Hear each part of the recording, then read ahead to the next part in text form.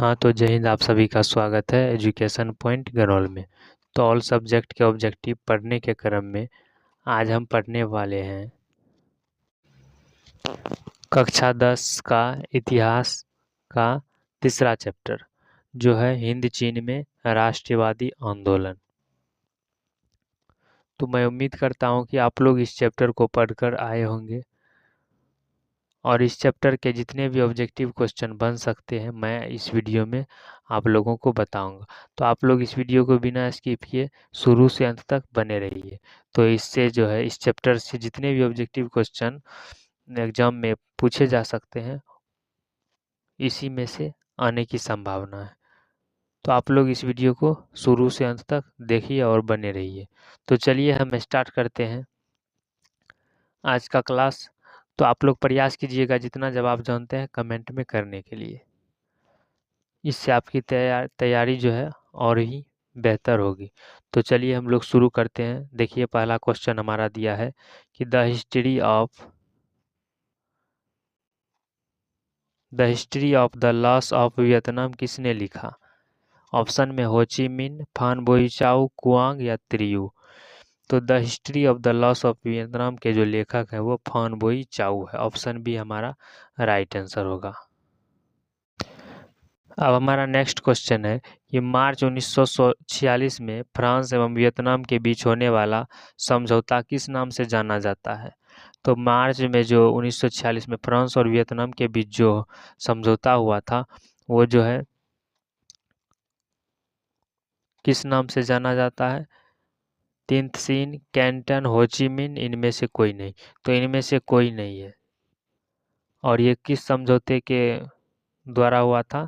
तो ये हनोई समझौता अगर पूछा जाए तो हनोई समझौता जो हुआ था इसी के नाम से जाना जाता है। फ्रांस और वियतनाम के बीच होने वाला समझौता किस समझौता से। तो हनोई समझौता से।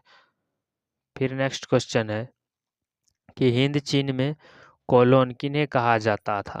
हिंद चीन में कॉलोन किन्हें कहा जाता था। तो फ्रांसीसी के जो नागरिक थे उसे जो है फ्रांस से जो आकर नागरिक हिंद चीन में बसे हुए थे उसे ही कॉलोन कहा जाता था। ऑप्शन सी हमारा राइट आंसर होगा। फिर अगला प्रश्न हमारा कहता है कि कंबोडिया की राजधानी है। कंबोडिया की राजधानी है तो आप लोग जरूर पढ़कर आए होंगे। तो कंबोडिया की राजधानी जो है वो कहाँ पे है। वो नोम पेन है। कहाँ पे कंबोडिया की राजधानी नोम पेन। ऑप्शन बी हमारा राइट आंसर होगा। फिर हमारा नेक्स्ट क्वेश्चन है कि उत्तर और दक्षिण वियतनाम का एकीकरण कब हुआ। मई 1970, जून 1980, जुलाई 1979, अप्रैल 1975। तो उत्तर और दक्षिणी वियतनाम का एकीकरण जो हुआ था वो हुआ अप्रैल 1975 में। कब हुआ था अप्रैल 1975 में। तो चलिए फिर से हमारा अगला क्वेश्चन है कि हिंद चीन भारत पहुंचने वाले प्रथम व्यापारी कौन थे। यानी हिंद चीन पहुंचने वाले प्रथम व्यापारी कौन थे। अंग्रेज, फ्रांसीसी, पुर्तगाली या डच।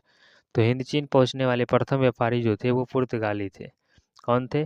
पुर्तगाली थे। उसके बाद कौन आए थे। तो उसके बाद डच आए थे। कौन आए थे। डच। फिर उसके बाद अंग्रेज तीसरी बार अंग्रेज आए थे और चौथी बार जो है फ्रांसीसी आए थे। तो सबसे पहले व्यापारी जो थे वो पुर्तगाल थे। ऑप्शन सी हमारा राइट आंसर होगा। तो आप लोगों से एक रिक्वेस्ट है कि अगर आप लोग इस चैनल पर पहली बार आए हैं तो इस चैनल को सब्सक्राइब जरूर कर लें। और यह अगर वीडियो अच्छा लगे तो आप लोग लाइक ज़रूर कीजिएगा। तो चलिए हम लोग अगले सवाल की ओर चलते हैं। तो सवाल हमारा है कि अंकोर वाट का मंदिर कहाँ स्थित है। तो आप लोग को जब आप लोग पढ़े होंगे तभी याद होगा कि अंकोर वाट का मंदिर कहाँ है। तो वो कंबोडिया में है। और ये किसके द्वारा बनवाया गया था। तो सूर्यवर्मन द्वितीय के द्वारा। किसके द्वारा। सूर्यवर्मन द्वितीय के द्वारा। और अंकोर वाट का मंदिर कहाँ है। तो कंबोडिया में है। फिर अगला प्रश्न हमारा कहता है कि अंकोर वाट का मंदिर का निर्माण किसने करवाया था। किसने कराया। अंकोर वाट का मंदिर का निर्माण किसने कराया। तो सूर्यवर्मा द्वितीय ने करवाया था अंकोर वाट का मंदिर। फिर नेक्स्ट क्वेश्चन है कि उत्तरी और दक्षिणी वियतनाम का एकीकरण कब हुआ। उत्तरी और दक्षिणी वियतनाम का एकीकरण जो हुआ वो 1975 में हुआ था। कब एकीकरण हुआ था? 1975 में। ऑप्शन सी हमारा करेक्ट आंसर होगा। फिर नेक्स्ट क्वेश्चन है कि बाओ दाई की सरकार कहाँ थी? बाओ दाई की सरकार कहाँ थी? उत्तरी वियतनाम, दक्षिणी वियतनाम, कंबोडिया या फिर हनोई में? तो बाओ दाई की जो सरकार थी वो थी दक्षिणी वियतनाम में। कहाँ पर थी? दक्षिणी वियतनाम में। और उत्तरी वियतनाम में किसकी सरकार थी? तो हो ची मिन्ह की थी। किसकी थी? हो ची मिन्ह। और दक्षिणी वियतनाम में बाओ दाई की सरकार थी। फिर अगला प्रश्न हमारा कहता है कि निम्न में से क्या पोट्सडम की घोषणा का उद्देश्य था? ऑप्शन में जापान का आत्मसमर्पण, अमेरिका का आत्मसमर्थन, वियतनाम की स्वतंत्रता या फिर जर्मनी का एकीकरण। तो पोट्सडम की जो घोषणा थी वो जापान का आत्मसमर्पण था। क्या था? जापान का आत्मसमर्पण। और यह घोषणा कब की गई थी? तो यह की गई थी 1945 ईस्वी में। किसके किसके बीच? किस किस देश के बीच? तो जापान और अमेरिका के बीच। जापान और अमेरिका के बीच ये घोषणा की गई थी 1945 ईस्वी में। और इसका उद्देश्य जो था वो जापान का आत्मसमर्पण था। फिर नेक्स्ट क्वेश्चन है कि तोकिंग फ्री स्कूल कहाँ स्थापित किया गया? तोकिंग फ्री स्कूल कहाँ स्थापित किया गया? Cambodia, France, Laos, Vietnam. तो तोकिंग फ्री स्कूल जो है वो वियतनाम में स्थापित किया गया। कहाँ पे? वियतनाम में। फिर अगला प्रश्न हमारा है कि दक्षिणी वियतनाम में किसकी प्रथम सरकार थी? तो दक्षिणी वियतनाम में जो है वो बाओ दाई की सरकार थी। दक्षिणी में किसका था? तो बाओ दाई की। और उत्तरी में हो ची मिन्ह, इसका जो है उत्तरी में था, उत्तरी वियतनाम में। तो ऑप्शन बी हमारा राइट आंसर होगा। फिर नेक्स्ट क्वेश्चन कहता है कि हो ची मिन्ह कहाँ का शासक था? हो ची मिन्ह कहाँ का शासक था? तो ये था उत्तरी वियतनाम का। हो ची मिन्ह कहाँ का शासक था? उत्तरी वियतनाम का। फिर नेक्स्ट क्वेश्चन है, फिर अगला प्रश्न कहता है कि दक्षिणी वियतनाम में बाओ दाई की सरकार निम्न में से किसकी समर्थक थी?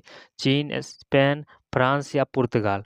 तो दक्षिणी वियतनाम में जो बाओ दाई की सरकार थी वो जो है फ्रांस के समर्थक में था। किसके समर्थक में?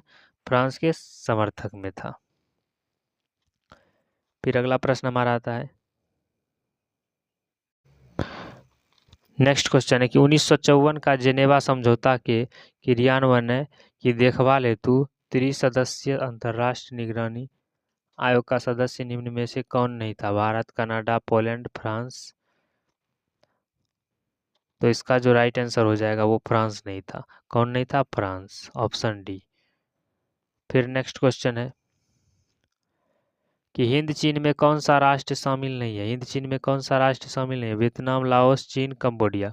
तो हिंद चीन राष्ट्र में जो शामिल है वो एक वियतनाम, लाओस और कंबोडिया, ये तीन क्षेत्र जो है हिंद चीन में आते हैं। वियतनाम, लाओस और कंबोडिया। तो चीन जो है वो शामिल नहीं है। कौन नहीं है? चीन। फिर अगला प्रश्न है कि हुआ हुआ आंदोलन किस प्रकृति का था? हुआ हुआ आंदोलन किस प्रकृति का था? तो ये जो था उपनिवेशवाद विरोधी आंदोलन के प्रकृति का था। और हुआ हुआ आंदोलन कब हुआ था?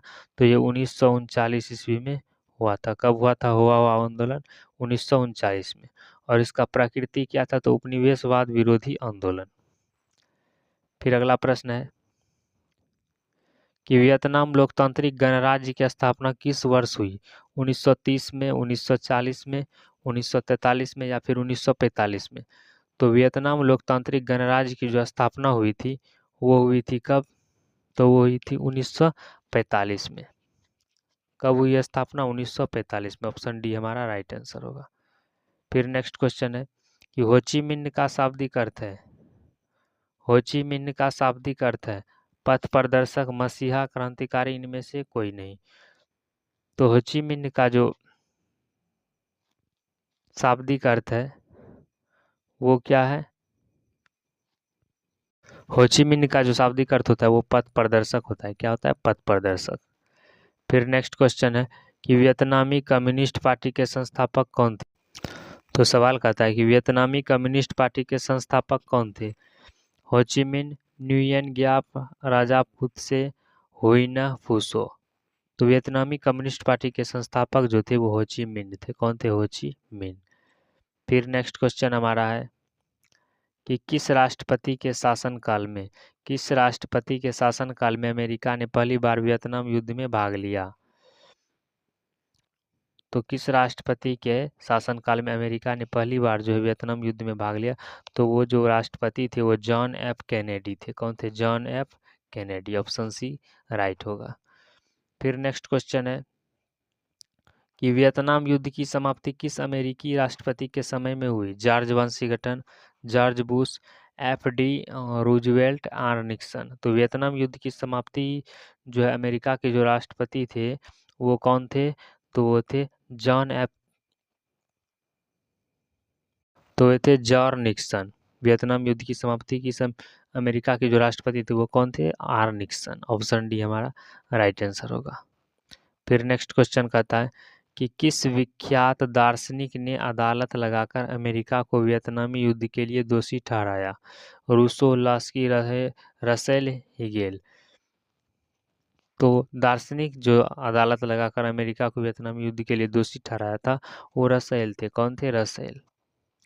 फिर नेक्स्ट क्वेश्चन है कि हो ची मिन्ह की सरकार कहाँ थी? हो ची मिन्ह की सरकार कहाँ थी? दक्षिणी वियतनाम में, उत्तरी वियतनाम में, पूर्वी या पश्चिमी वियतनाम में? तो हो ची मिन्ह की जो सरकार थी वो उत्तरी वियतनाम में थी। कहाँ पर थी? उत्तरी वियतनाम में किसकी सरकार थी? हो ची मिन्ह की। फिर नेक्स्ट क्वेश्चन है कि हिंद चीन पहुंचने वाले प्रथम यूरोपीय व्यापारी कौन थे? अंग्रेज, फ्रांसीसी, पुर्तगाली, डच। तो हिंद चीन पहुंचने वाले प्रथम यूरोपीय जो थे वो पुर्तगाली थे। कौन थे? पुर्तगाली। फिर नेक्स्ट क्वेश्चन हमारा कहता है कि फ्रेंच इंडो चाइना की स्थापना किस वर्ष की गई? फ्रेंच इंडो चाइना की स्थापना किस वर्ष की गई थी? तो 1887 ईस्वी में की गई थी। कब की गई थी? 1887 में। फिर नेक्स्ट क्वेश्चन है कि वीतकांग का गठन कहाँ किया गया? वीतकांग का गठन कहाँ किया गया? उत्तरी वियतनाम में, दक्षिणी वियतनाम में, लाओस में या फिर कंबोडिया में? तो वीतकांग का जो गठन किया गया था वो दक्षिणी वियतनाम में किया गया था। ऑप्शन बी हमारा राइट आंसर होगा। फिर नेक्स्ट क्वेश्चन है कि कंपुचिया का पुराना नाम क्या है? तो कंपुचिया का पुराना नाम जो है वो कंबोडिया है। क्या है? कंबोडिया। कंपुचिया का पुराना नाम कंबोडिया। फिर नेक्स्ट क्वेश्चन है कि लाल खमेर सेवा का गठन किसने किया था? तो लाल खमेर सेना का जो गठन किया था लाल खमेर सेना का गठन किसने किया था? तो वो सिहानुक ने किया था। किसने? सिहानुक ने। फिर नेक्स्ट क्वेश्चन है कि नियो लियो हक्सत जिसे हम लोग शॉर्ट में NLHS भी कहते हैं, किसकी राजनीति पार्टी थी? नियो लियो हक्सत। तो नियो लियो हक्सत जो है वो पाथेट लाओ की शासक राजनीतिक पार्टी थी। पाथेट लाओ की शासक राजनीतिक पार्टी थी। ऑप्शन बी हमारा राइट आंसर होगा। फिर नेक्स्ट क्वेश्चन है लाओस में पाथेट लाओ का गठन किसने किया था? तो लाओस में पाथेट लाओ का गठन जो किया था वो सुपुत्रा बोंग ने किया था। किसने किया था? सुपुत्रा बोंग ने। फिर नेक्स्ट क्वेश्चन है नरोत्तम सिंहानुक किस देश के शासक थे? नरोत्तम सिंहानुक किस देश के शासक थे? और ये क्वेश्चन जो है हमारा इस चैप्टर का लास्ट क्वेश्चन है। तो नरोत्तम सिंहानुक किस देश के शासक थे? वियतनाम के थे, लाओस के थे, थाईलैंड के या फिर कंबोडिया के? तो नरोत्तम सिंहानुक जो है वो कंबोडिया के शासक थे। तो आप लोग कमेंट में ज़रूर बताइएगा कि आप लोगों का 33 में टोटल कितना क्वेश्चन सही हुआ। तो आप लोग कमेंट में ज़रूर बताने का कोशिश कीजिएगा। और अगर यह वीडियो पसंद आया हुआ हो तो इस वीडियो को लाइक कीजिएगा और इस चैनल पर पहली बार आए हैं तो चैनल को सब्सक्राइब जरूर कर दीजिएगा। तो चलिए हम लोग मिलते हैं अगले चैप्टर में। तब तक के लिए जय हिंद, धन्यवाद।